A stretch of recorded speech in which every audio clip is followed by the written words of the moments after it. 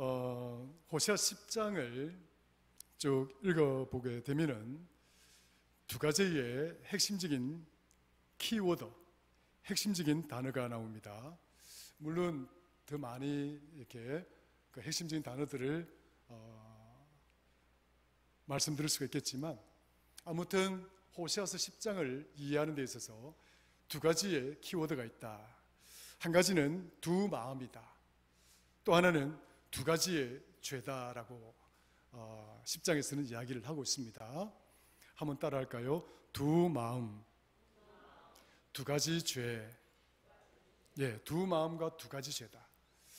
이 정도만 들으면 아마 여러분들은 그게 무슨 말인지 무슨 의미인지 다 알겠다.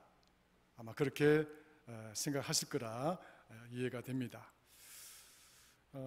그럼에도 불구하고 좀 더 깊이 들어가 보면 이 두 마음이 도대체 우리에게 어떤 의미가 있고 또 우리의 삶에 어떤 결과를 초래하는 것인지, 그것이 또한 하나님 앞에서 어떤 결과를 유출하는지 하는 그 과정들을 우리가 살펴볼 수가 있습니다. 우리가 두 마음이다 이렇게 이야기를 할 때에 이렇게 정리를 할 수가 있습니다. 확증되지 못한 마음으로 필요에 따라 다른 태도를 취하게 하는 마음의 상태. 그러니까 두 마음이라고 하는 것은 내 마음에 어떤 결심이 확증되지가 않아 가지고, 그래서 어떤 상황이나 어떤 조건에 따라서 다른 태도를 취하게 하거나 그렇게 할 수 있도록 만드는 그런 마음의 상태를 두 마음이다 이렇게 말씀을 드릴 수가 있습니다. 그러니까 여러분들이 어떤 결정을 함에 있어서 조건과 상황에 따라서 우리의 마음이 이렇게 왔다 갔다 하는 것입니다. 그뿐이 아니라 우리 마음의 성향에 따라서 또 우리가 결정하는 것이 이렇게 결정을 했다가 저렇게 결정을 했다가 하는, 이렇게 두 마음을 가지는 경우가 많이 있습니다. 이렇게 두 마음을 가질 때에 많은 사람들이 우리가 그렇게 말하잖아요. 변덕스럽다, 이랬다 저랬다, 그런 말을 하잖아요. 변덕스럽다. 여러분들은 좀 변덕스럽지 않기를 바랍니다. 충청도 사람들은요, 이것인지 저것인지 이것인지 그거 모른다는 거예요. 좀 모른다는 건데, 그래서 변덕스럽다 말하기도 그렇고 변덕스럽지 않다라고 말하기도 그렇고 참 애매한 그런 지역 특성을 가진 분이 충청도 분이라고 그러는데, 아마 우리 교회는 충청도에 있기 때문에 여러분들 이것도 아니고 저것도 아닌 그 변덕스럽다 말하기도 곤란하고 그렇지 않기도 곤란한 그런 분들이 아니라 정말 올바른 선택과 올바른 결정을 할 수 있는 그런 저와 여러분이 될 수 있기를 간절히 바랍니다. 어쨌거나 이렇게 조건과 상황에 따라서 이 마음이 이렇게 왔다 갔다 하는 거예요. 그런데 이 마음이 왔다 갔다 하는 것이 꼭 누구에게만 다 해당이 되느냐? 그렇지가 않다는 거예요. 그 정도에 따라서 차이가 있을 뿐이지, 여기 앉아있는 여러분들과 그래서 앞에서 메시지를 전하고 있는 김 목사나 똑같이 왔다 갔다 이랬다 저랬다 하는 그런 성격을 가지고 있다는 거예요. 이건 김 목사의 말이 아니라 철학에서도 그렇고 신학에서도 그렇고 심리학에서도 그렇고 사회학에서도 그렇게 인간을 규정을 하고 있습니다. 철학적으로 보면 인간은 결단의 존재다. 그러니까 이것이냐 저것이냐 늘 결단하면서 살아가야 되는 존재다. 다시 말하면 이럴 수도 있고 저럴 수도 있는 존재라는 거예요. 그래서 저와 여러분들은 늘 이럴 수도 있고 저럴 수도 있다라고 하는 이런 존재인데, 이걸 철학적으로 가장 선명하게 정리하고 자기 주장을 펼친 현대 철학의 대가라고 불려집니다. 독일의 마틴 하이데거라고 하는 분입니다.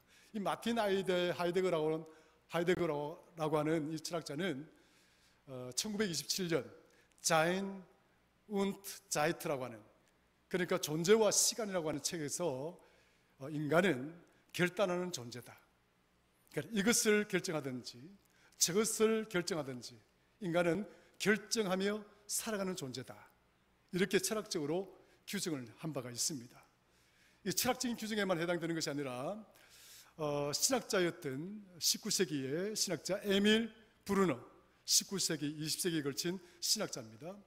이 에밀 브루너라고 하는 신학자는 Crisis of Theology라고 하는 신학의 위기라고 하는 책에서 인간은 어떤 존재인가? 인간은 결단하는 존재다. 그러니까 인간은 반드시 선택하고 결정하는 존재라는 거예요. 그러니까 이것은 누구도 예외가 없다. 그러니까 사람이 변덕스러울 수 있는 거예요. 어느 날 이랬다, 또 다음 날은 저랬다 할 수 있는 그런 존재라고 신학자도 그렇게 이야기를 합니다. 문학의 대가죠. 이분을 이야기하지 않으면 문학을 이야기할 수 없습니다. 세계 문학을 이야기할 수 없는데 이 세계 문학을 이해를 하고 또 영어를 이해를 하기 위해서는 반드시 거쳐가야 될 문학가가 있습니다. 셰익스피어죠. 이 셰익스피어가 지은 햄릿이라고 하는 희곡이 있어요. 그 햄릿이라는 희곡에 보면 그 왕인 햄릿이 있습니다. 그리고 아들인 햄릿이 있어요. 근데 이 햄릿의 아버지가 왕인데 이 햄릿의 왕이었던 아버지가 삼촌 클라우디우스에 의해서 살해를 당합니다. 그래서 이 삼촌인 클라우디우스가 이 부왕의 왕의 자리에 올라가서 그 왕위에 올라가는 왕위를 찬탈한 것도 이 문제였지만 이 왕위에 올라가서 부왕의 부인이었던 이 왕비마저 삼촌인 클라우디우스가 이 왕비를 부인으로 차지하게 됩니다. 그래 이 상황을 목격했던 햄릿이 얼마나 분했겠습니까? 얼마나 원통스러웠겠습니까? 어떻게 하든지 간에 아버지의 원한과 아버지의 그 원통함을 복수하기 위해서 이 마음에 칼을 갈고 있는 거예요. 내가 반드시 삼촌이지만 저자를 내가 죽일 것이다. 근데 막상 이 삼촌을 죽이려고 하는 그 상황에 이 햄릿의 마음이 굉장히 번민스러운 거예요. 내가 정말 이 삼촌을 죽이면서까지 복수를 해야 되느냐, 아니면 그냥 살려두고 다른 방식으로 선택을 해야 되느냐. 햄릿이 아주 유명한 말을 남기죠. 이것이냐 저것이냐, 그것이 문제로다. 많이 들어보셨죠? 한번 따라 하십시다. 이것이냐, 소리 작아요. 이것이냐 저것이냐, 그것이 문제로다. 네. 이것이냐 저것이냐.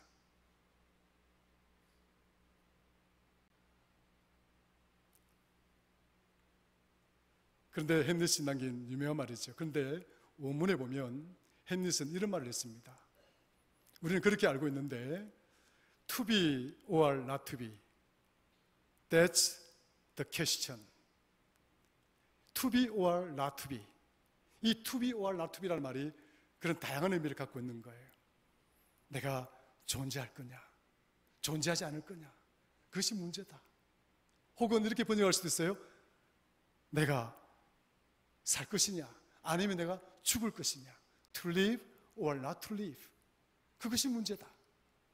이게 아주 함축적인 의미를 담고 있는 거예요. 그래서 우리는 번역상으로 이것이냐 저것이냐 그것이 문제다 이렇게 잘 알려져 있습니다만은 원문에는 아주 복합적인 의미가 있는 거예요.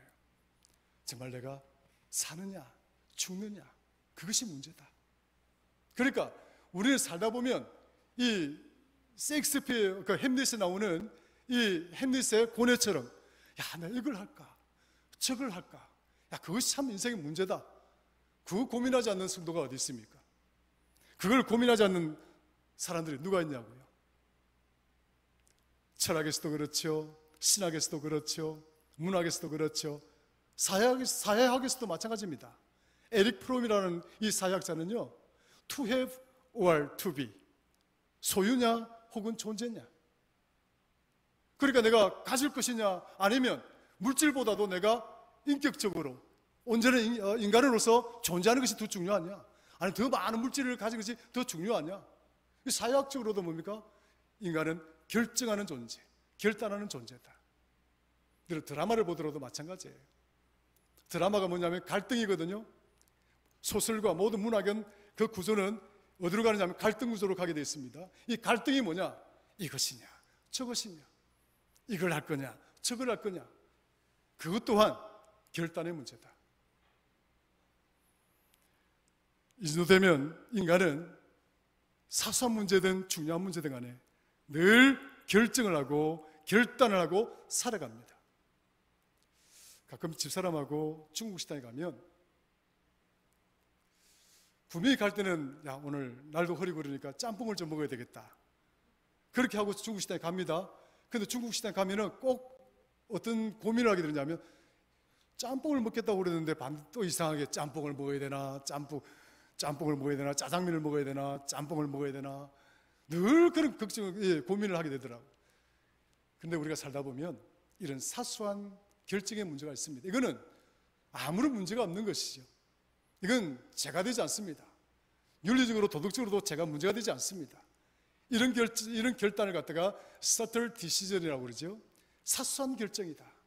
사소한 결정이다.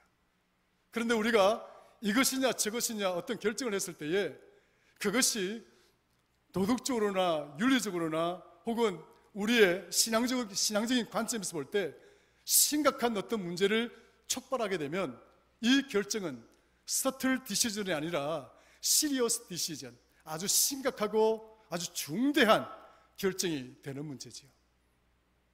지금 우리가 오늘 본문에서 다루고 싶은 그 결정과 결단의 문제라고 하는 것은 지금 어떤 subtle decision이 아니에요. 사소한 어떤 뭐 이거냐 저거 할 거냐 이런 윤리적으로 도덕적으로 신앙적으로도 문제가 전혀 되지 않는 그런 어떤 결정들을 이야기하고 싶은 것이 아니라 serious decision, 내 삶에, 그리고 우리의 삶의 터전에, 우리 교회에 심각하게 어떤 오류를 발생하는, 문제를 일으키는, 죄가 되는 그 시리어스 디시전, 심각한 결정, 심각한 결단에 대한 그 부분이 오늘 본문에서 다루고 있다라고 하는 것입니다. 따라서 오늘 본문 속으로 들어가 보면 그럼 어떤 것을 결정하고 결단하는 문제를 다루고 있느냐, 그 진지하고 그 심각하고 그 중대한 이것과 저것은 도대체 무엇이냐, 우리가 정말 이것을 선택해야 될 것이냐 저것을 선택해야 될 것이냐라고 하는 그 중대한 결정을 요구하고 있는 그것은 도대체 무엇인가. 오늘 성경에서는 세상적인 것과 하나님의 것에 대해서 이야기를 하고 있는 거예요. 그러니까 우리가 살아가면서 성경은 끊임없이 우리에게 요청합니다. 사소한 결정이 아니라 아주 심각한 결정이죠. 아주 진지한 결정입니다. 사느냐 죽느냐,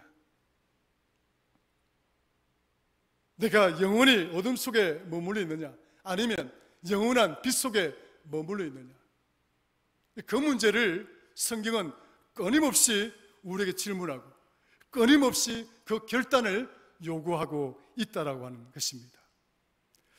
마태복음 6장 24절에 보면 이런 말씀이 나옵니다.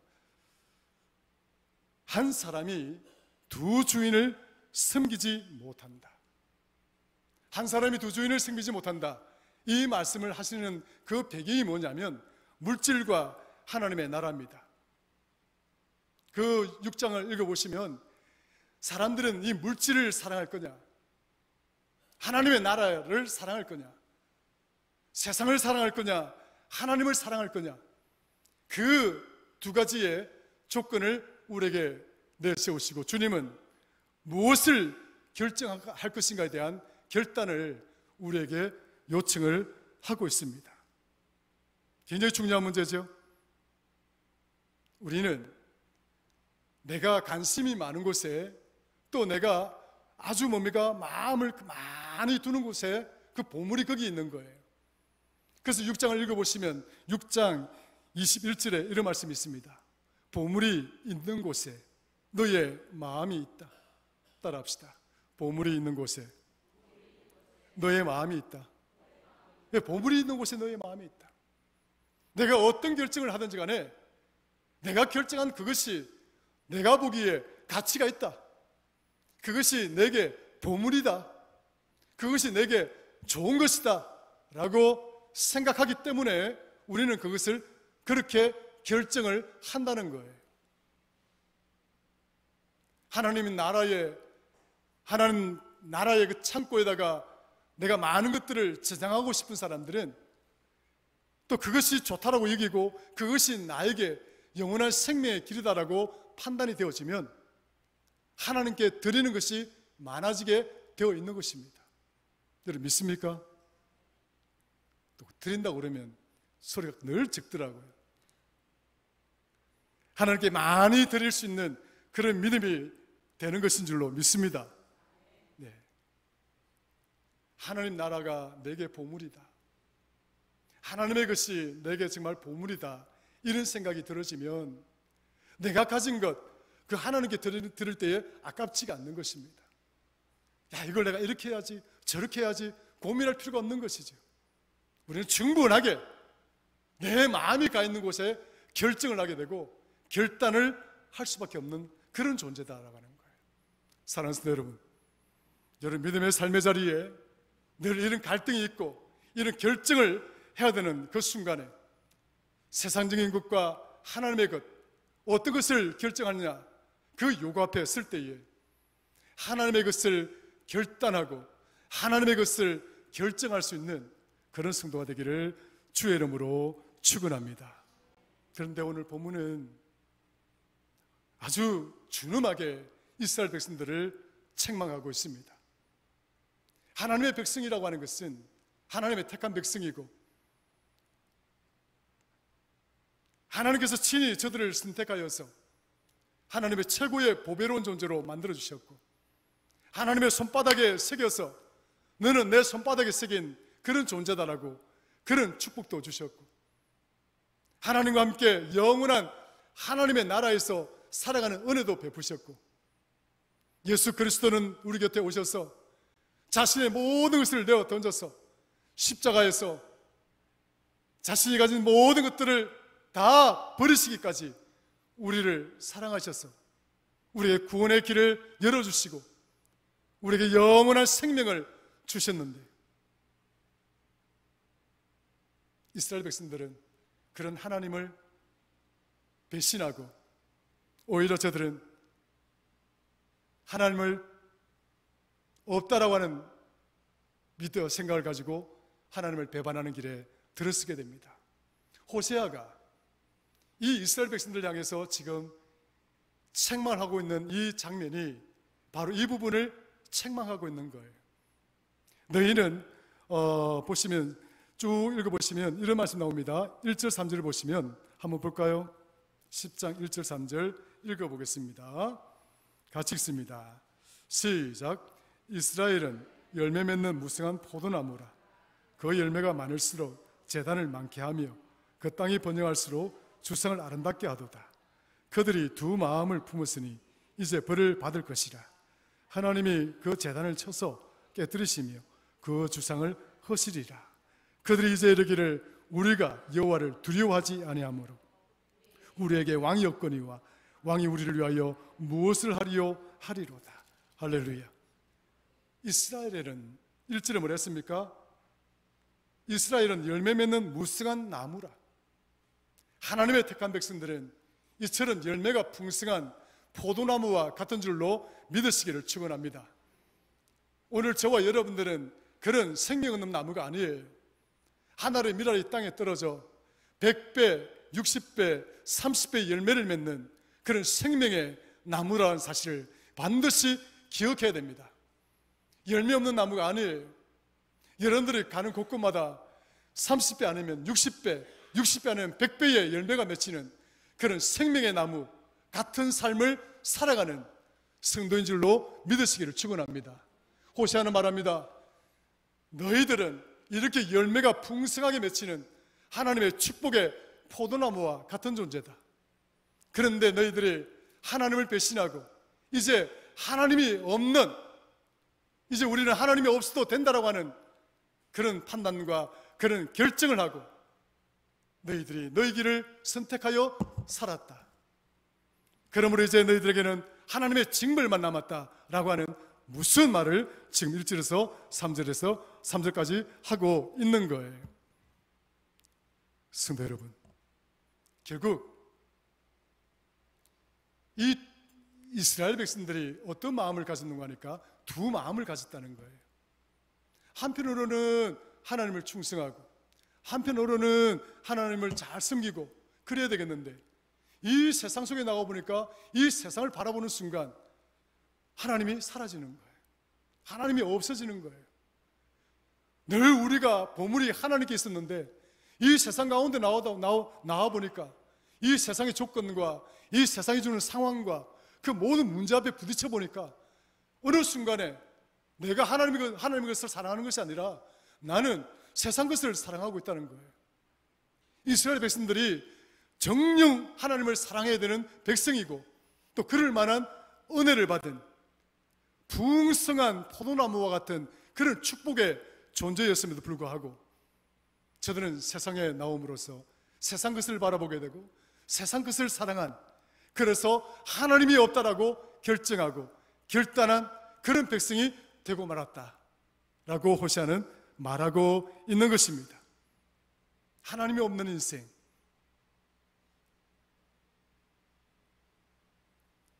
유다스를 보면 이 하나님이 없는 인생이 도대체 어떤 인생인가? 구름에는 이 물이 섞여져 있어야 돼요. 그래서 저 구름이 뜨면 비가 내리고 이렇게 하는 거예요. 그런데 유다가 보기에는 하나님을 버린 인생이 어떤 인생인가 하니까 구름은 구름인데 거기에 물이 없다는 거예요. 물 없이 떠다니는 구름과 같은 존재다. 하나님 없는 인생을 유다는 또 이렇게 정리를 합니다. 죽고 또 죽어서 뿌리채 뽑혀서 열매 없는 가을나무와 같은 존재다. 하나님 없는 인생이란 죽고 또 죽은 인생이다. 그리고 뿌리가 뽑혀서 열매가 없는 가을나무와도 같은 것이다. 또 세 번째 이렇게 이야기합니다. 하나님 없는 인생이란 수치의 거품을 내뿜는 바다의 물결과 같은 그런 존재다. 바다에 가면 파도가 막 치잖아요. 거품이 뽀얀 거품이 막 일잖아요. 굉장히 아름답게 보이죠. 그러나 그 거품이 어떤 거품이다? 수치의 거품이다. 끄집어내면 모든 게 수치고 더럽고 추한 것밖에 없는 그런 바다의 물결과 같은 존재다. 네 번째, 유다는 이렇게 말합니다. 캄캄한 흑암 속에 떠내려가는 유리하는 별들과 같다. 하나님 없는 인생 어떻습니까? 하나님 없이 무엇인가 할 수 있다고 생각하고 하나님 없이도 내가 마음대로 내 경험대로 내 지식대로 살아갈 수 있다고 판단하는 그 인생이라고 하는 것은 물이 없는 떠다니는 구름이요, 죽고 또 죽어서 뿌리까지 뽑힌 열매 없는 가을나무요, 수치를 내뿜는 바다 물결이요, 흑암 속에 빨려 들어가는 유리하는 별들과도 같은 것이다. 유다는 그렇게 정의를 하고 있습니다. 성도 여러분, 13절 한번 읽어볼까요? 같이 읽겠습니다. 시작. 다시 하면서 크게 읽습니다. 시작. 너희는 악을 닦아라 죄를 거두고 거짓 열매를 먹었나니 이는 내가 내 길과 내 용사의 많음을 의뢰하였습니다. 아멘. 이 두 마음이 결국 너희가 두 가지의 죄를 지었다라고 이야기를 하고 있습니다.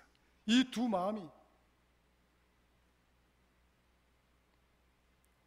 두 가지의 죄를 지었다. 첫 번째는 하나님을 배역하는 죄요, 하나님이 없다라고 하는 죄를 지었고, 두 번째는 너희의 삶의 터전에서 나오는 모든 열매들을 너희의 힘과 너희의 노력으로 그 열매를 수확한 것이라 믿고 그것을 먹고 살았다 이야기를 하고 있습니다. 이 부분에 대해서 예레미야가 말한 적이 있지요. 예레미야가 무엇이라고 이야기를 했습니까? 너희가 하나님 앞에서 두 가지 죄를 범하였는데, 하나는 생명의 근원이신 하나님을 버린 것과, 그리고 두 번째 죄는 너희가 스스로 웅덩이를 파서 거기에다가 물을 채우려고 하였다. 그러나 그 웅덩이는 터진 웅덩이였다. 예레미야는 그것이 너희가 범한 두 가지 죄였다라고 이야기를 하고 있습니다. 성도 여러분, 호세아도 마찬가지입니다. 지금 이 백성이 두 가지 마음, 하나님께 정착하지 못하고 어떤 때는 하나님께 뿌리를 두었다가 세상에 나오면 세상 것이 더 좋아서 세상 것을 선택하고 결정하고 결단하는 저들의 그 표리부동한 두 마음을 가진 그 삶 때문에 이스라엘 백성은 두 가지의 죄를 지었다라고 이야기를 하고 있는 것입니다. 첫 번째는 너희가 하나님을 버렸다. 두 번째는 너희가 너 자신의 경험과 지식과 자신을 의지하였다라고 이야기를 하고 있습니다.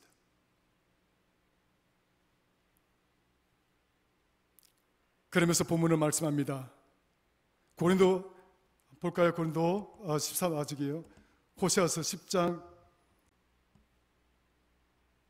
12절을 같이 한번 읽어볼게요. 시작. 너희가 자기를 위하여 공의를 심고 인애를 거두라. 너희 묵은 땅을 기경하라. 지금이 곧 여호와를 찾을 때니 마침내 여호와께서 오사 공의를 비처럼 너에게 내리시리라. 아멘. 그러므로 본문은 너희의 묵은 땅을 기경하라. 따라합시다. 너희의 묵은 땅을 기경하라. 그런데 사랑하는 성도 여러분, 이 묵은 땅을 기경하라라고 말씀하는데 이 묵은 땅을 무엇이라고 표현한지 아십니까? 이것을 독초라고 말했습니다. 본문 들어가 볼게요. 다시 가볼게요. 4절 한번 읽어볼까요? 본문 10장 4절 읽어봅니다. 시작. 그들이 헛된 말을 내며 거짓 맹세로 언약을 세우니 그 재판이 밭이랑에 돋는 독초 같으리라. 아멘. 하나님 없는 인생, 자기 자신의 생각과 의지를 따라가는 인생, 그 인생이 만들어내는 삶의 터전이라고 하는 것은 알곡이 자라는 밭이 아니라 그곳은 가라지를 뛰어넘어서 독초가 자라는 땅이 되었다. 독초가 자라는 삶의 터전이 되었다. 지금 호세아는 그렇게 이야기를 하고 있습니다. 그러므로 말합니다. 그러므로 이 묵은 땅, 독초가 가득하게 피어있는 너의 삶의 터전을 지금 기경하지 않으면, 개간하지 않으면 하나님의 징벌과 하나님의 심판으로부터 우리는 영원토록 벗어날 수가 없는 것이다 라고 하는 말씀으로 지금 이 백성들에게 호세아 10장에서 지금 아주 심각하게 충고를 하고 있는 것이지요. 사랑하는 성도 여러분, 우리는 이제 결단을 해야 됩니다. 오늘 본문 말씀의 12절에 보니까 이런 말씀하고 있지 않습니까? 지금이 곧 여호와를 찾을 때다. 따라합시다. 지금이 여호와를 찾을 때다. 이 지금이라고 하는 말은 과거가 아닙니다. 그리고 미래가 아닙니다. 지금 여기입니다. 그러므로 너희는 지금 여기서 결단을 해야 된다. 그러므로 너희는 지금 여기서 선택을 해야 되고 이것이냐 저것이냐 결정을 해야 된다.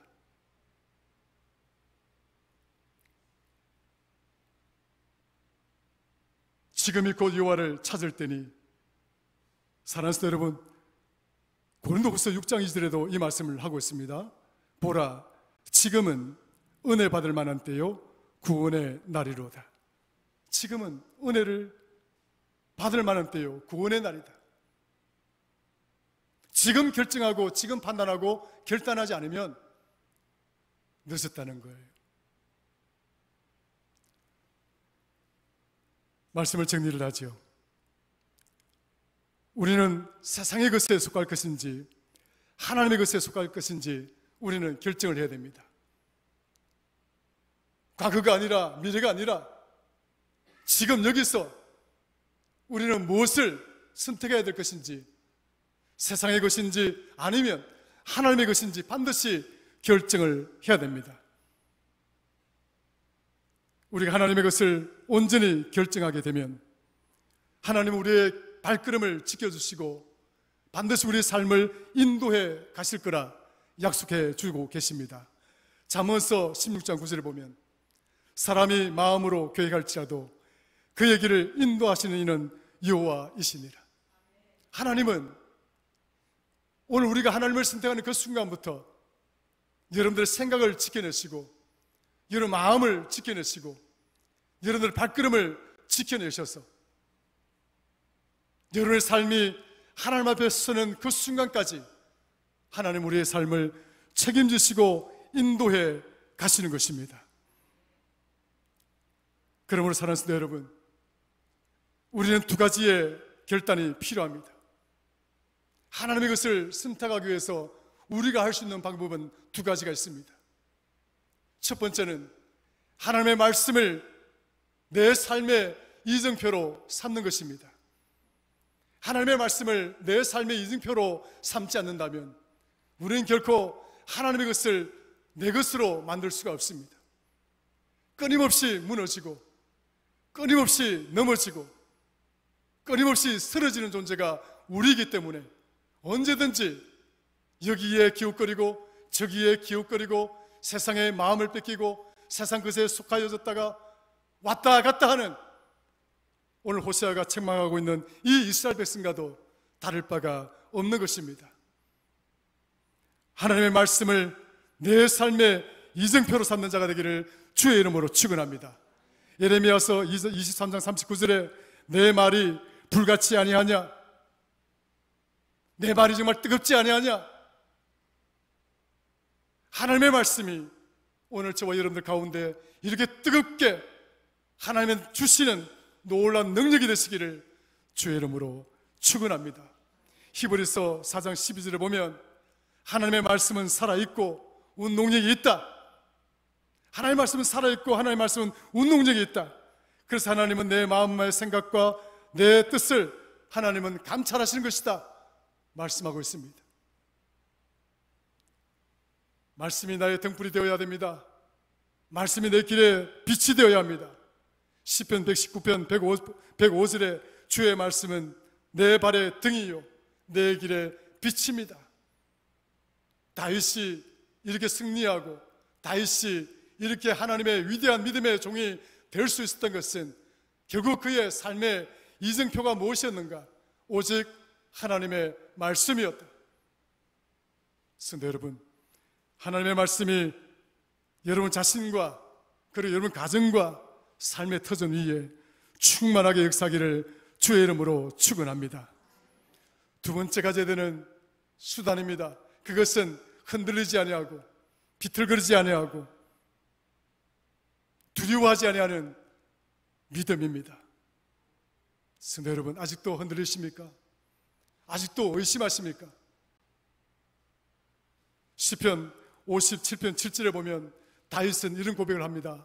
내가 확정되고 확정되었사오니 내가 여호와를 노래하고 여호와를 찬양하리이다. 확정되고 확정되었사오니 여러분의 믿음이 흔들리면 하나님을 찬양할 수가 없습니다. 여러분의 믿음이 비틀거리면 하나님을 노래할 수가 없습니다. 하나님을 찬양하기를 원하십니까? 하나님을 정녕 노래하기를 원하십니까? 하나님께 예배하기를 원하십니까? 여러분 마음속에 믿음이 확정되고 확정되어야 된다. 이 온전하고 흔들리지 않는 이 견고한 믿음이 내 안에 자리 잡게 되면 우리는 세상 것을 이길 수가 있습니다. 세상 것을 버릴 수가 있습니다. 하나님의 것을 붙들고 우리는 승리하는 주의 존귀한 백성이 되어지는 줄로 믿습니다. 우리가 기도하고 우리가 간절히 찾고 간구하면 이사야서 45장 8절에 은혜의 담비를 주실 것이고 시편 44편 3절 같이 성령의 담비를 내려주실 것이고 사도행전 2장 2절의 말씀처럼 우리에게 성령의 바람을 불러주실 것이고 신명기 28장 12절처럼 축복의 담비를 내려주실 것이다. 이처럼 성경이 약속하신 것처럼 오늘 저와 여러분들에게 이런 하나님의 축복이 충만하기를 주의 이름으로 간절히 축원합니다. 두 마음을 품은 자들아, 이런 책망을 듣는 저와 여러분들이 아니라 오직 하나님을 향하여 내 믿음이 확정되고 확정되어 싸우니 내가 하나님을 노래하고 내가 하나님을 찬양하리이다. 이 믿음을 가지고 우리의 삶의 터전을 말씀과 믿음으로 개간하며 그 터전을 부유롭게 하고 축복의 삶의 터전으로 이끌어가는 그런 복된 성도가 되시기를 주의 이름으로 간절히 축원합니다. 하나님 아버지 고맙습니다. 세상 것에 속함으로 우리의 삶의 터전이 독초가 가득한 땅이 되고 말았습니다. 우리는 독초를 뽑아내어야 되고 이 독초가 가득한 땅을 개간해야 됩니다. 오직 하나님의 말씀으로 이 독초가 가득한 땅을 개간하게 하시고 오직 흔들리지 아니하고 확정된 견고한 믿음으로 독초가 가득한 우리의 삶의 터전을 개간하여 믿음으로 승리하고 믿음으로 축복받는 사랑하는 성도들 되기에 교회가 되기에 부족함이 없도록 하나님의 시간 두 손 들어 축복하시옵기를 간절히 바라옵고 원하옵나이다. 감사하며 예수님의 이름으로 기도드리옵나이다. 아멘.